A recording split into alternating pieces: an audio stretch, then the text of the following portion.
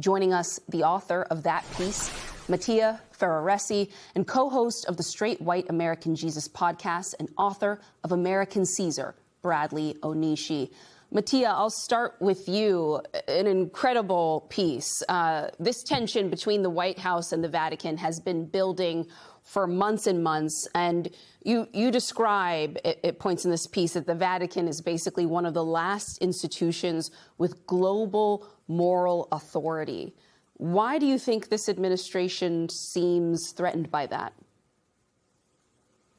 For having me, Antonia. I think on one hand, on a more superficial and political level, of course, Catholics are important, or like a couple of billions in the world. They're very, very represented in the administration at the highest level. Vice President is Catholic, Secretary of State is Catholic, a lot of Catholics down the line among high-ranking official.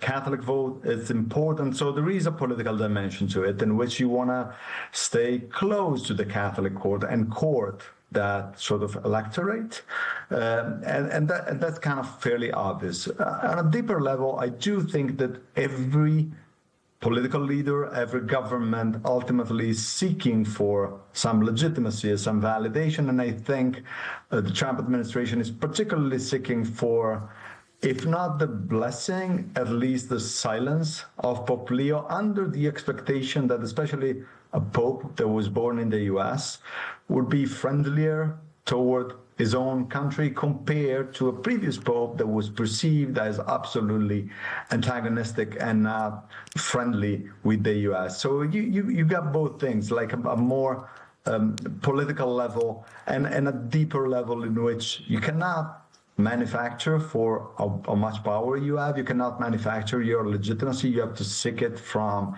the outside. And the church is still the global institution that projects some sort of moral authority despite its scandals and its shortcomings. I want to put on the record the Department of Defense's response to your reporting. They say, in light of grossly false and distorted recent reporting, the Department of War repeats its statement. Recent reporting of the meeting is highly exaggerated and distorted. The meeting between Pentagon and Vatican officials was a respectful and reasonable discussion. We have nothing but the highest regard and welcome continued dialogue with the Holy See. Brad, you're a scholar of religion and of the right.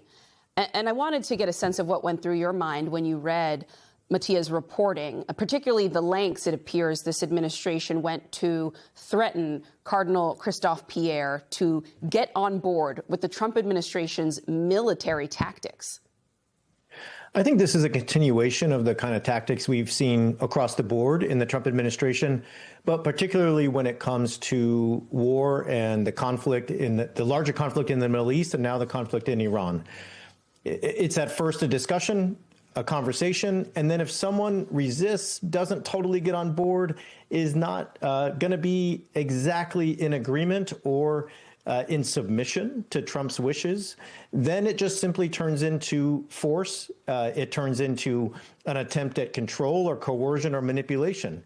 However, in picking a fight with the Vatican, they have picked a fight with no other institution or figure on planet Earth.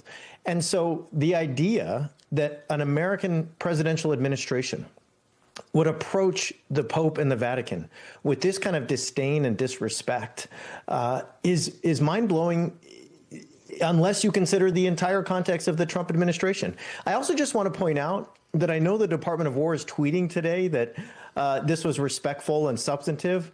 And we're supposed to believe that. But we've all watched how they treat folks like President Zelensky in the White House when they visit.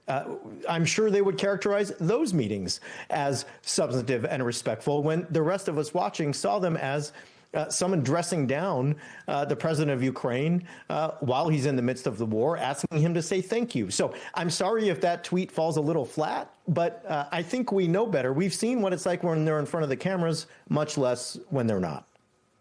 Mattia, I want to give you a chance to respond to them undermining your reporting, saying that it's distorted, that it's an exaggeration, and doubling down, as you just heard Brad say there, that actually these talks have all been very reasonable and respectful. course, I do stand by my reporting, and I'm confident the sources that told me in details about those meetings are telling me the truth, and the meeting was certainly tense and not as idyllic as is now portrayed. And we have to also acknowledge the fact that until now, this has not been portrayed. There's a little bit of an irony in the fact that the Department of War Rapid Response Team is now putting up like a statement about a meeting that happened on January 22nd. That doesn't sound very rapid to me. And so I totally stand by my reporting, but regardless, this is part of a larger and a longer tension that has been building up in many ways. Of course, in my reporting, I understand the detail of that specific meeting caught a lot of attention, of course, because that was completely a ritual, but that has to be put in context, and the context couldn't be more evident that tensions are escalating. We've seen that in the last few weeks. At some point, I'd like to appreciate the fact that the Pope himself, in front of cameras, addressing directly American citizens, suggesting them to call the representatives in Congress to ask for peace.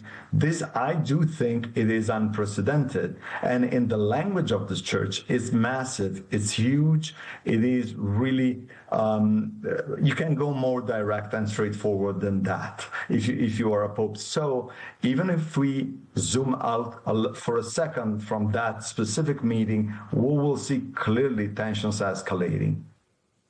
Mattia Ferraresi, thank you for your great reporting. Brad Onishi, always great to have you